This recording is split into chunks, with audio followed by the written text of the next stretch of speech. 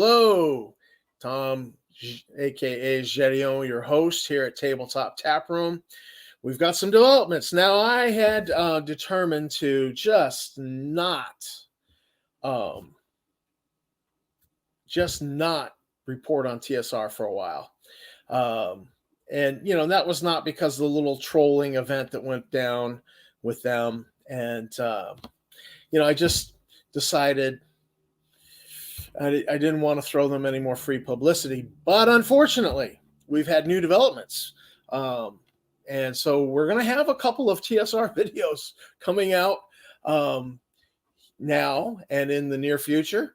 And, it's stuff that is pertinent to the gaming community. I got to report on it. So I want to talk about some of these flying under the radar because Tenkar's Tavern has already reported on the lawsuit by TSR against Wizards of the Coast.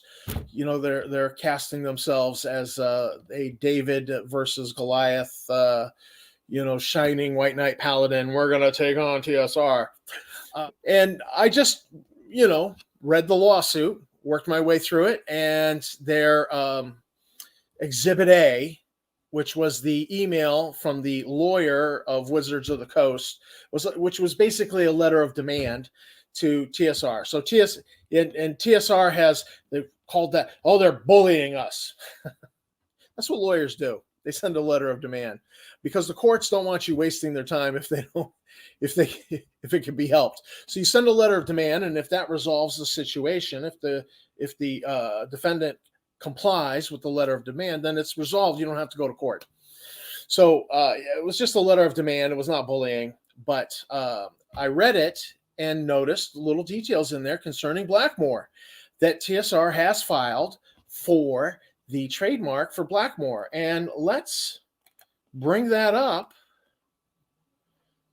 right now for you to see. This is right out of the lawsuit filed in federal court by TSR LLC or NU TSR. The plaintiff filed a U.S. trademark application serial number, to register the name Blackmoor on or about October 25th, 2020. This is the same date when they registered a bunch of other abandoned trademarks. And this is the remedy they're seeking, right from the same court paperwork filed. The plaintiff seeks declaratory judgment from this court that the marks at issue are not owned by the defendant, and the defendant is dun dun dun Wizards of the Coast. So TSR is alleging that many of the trademarks that they scooped up in their trademark grab were determined to be abandoned back in the 80s before TSR was purchased by Wizards of the Coast in 1997. So that's part of their argument. Blackmoor is not mentioned as as a trademark determined to be abandoned in the 80s. But it's in there, part of it, and that's part of what they're going to stand on. So there's a possibility here, I would say, that Wizards of the Coast might lose in court on this. TSR might prosper on this. I'm not a lawyer. I've only played a lawyer in an RPG, but I've read it carefully, and I got to say it. Now, the other side of the argument is what is Wizards of the Coast arguing against TSR? So let me bring that up. And this is from the letter of demand by the TSR lawyer.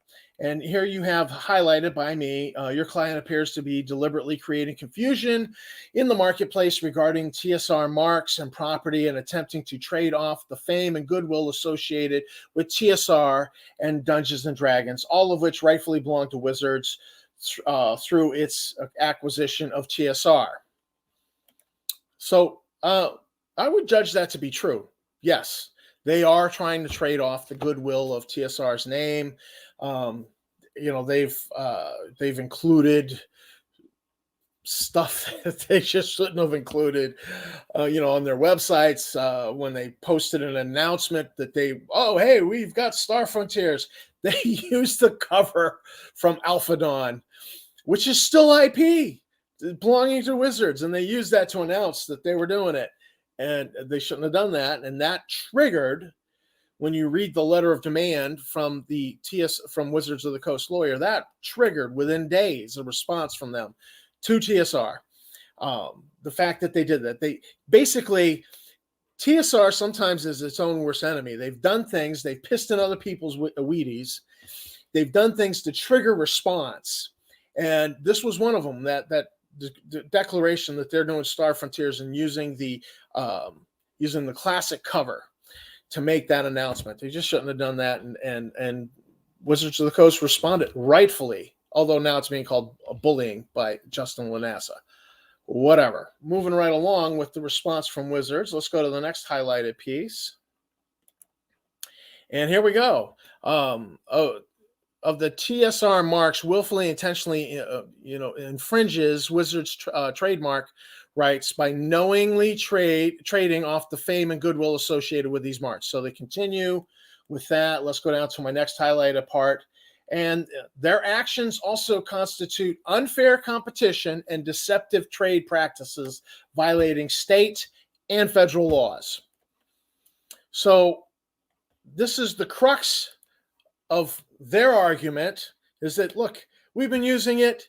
You're creating confusion. You're trying to position yourself to trade off of our good name and the goodwill associated with our good name, is what Wizards is alleging.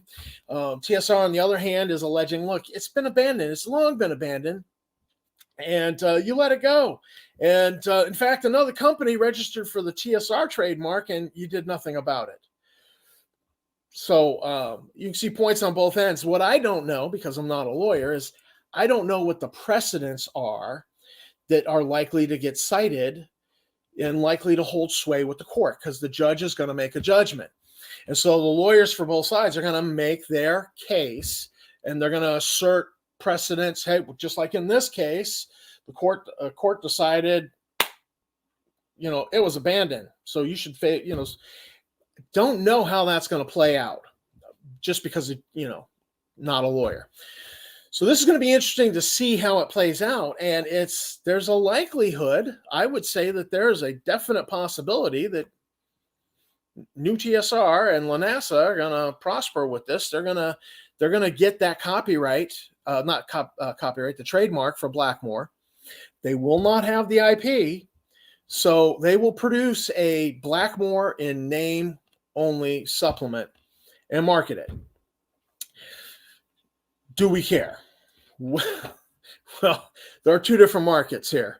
There's the old school gamers, the nostalgic gamer, the OSR crowd.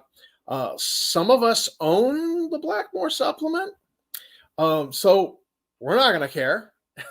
Some of us are, aware of what Blackmoor is and what it represents, but we're still not going to care. So I don't know that the OSR crowd's going to get behind this. Maybe they will, maybe they won't. What I know about what they're doing with the Star Frontiers reboot in name only, as a longtime fan, I'm not very hopeful of it. And I've done other videos, and we don't need to go deep there, but it was just obvious to me that they were missing the mark, and they just did not understand the heart and soul of Star Frontiers. And the fan community is going to be like, so that's my prediction on that. What will happen with Blackmoor? It'll be a name only, and I just don't know that the fan community is nostalgic enough about it. Now, on the other hand, we know that they're going D20, and it's now rumored 5e D20 for the Star Frontiers reboot. So if they do a Blackmoor in name only, that's a 5e, there's a big market there. And these are people who are not nostalgic for Blackmoor, but they'll be like, yeah, they'll feel like they're being nostalgic because it's a connection to the early origins of the game. So that could be a smart move on NU TSR's part, or TSR LLC, as they're named in the court documents, versus TSR Inc., which was the original TSR. But that would be a smart move, that to market to the 5e crowd, because there's a lot of 5e players out there. There's a lot of new, young 5e players out there. And if they could swing this, they might actually prosper with a Blackmoor supplement in name only, marketed to the 5e crowd. So that could be the future of Blackmoor. It'll be in the hands of Justin Lanassa and NU TSR. I don't know what you think about that. I know what I think.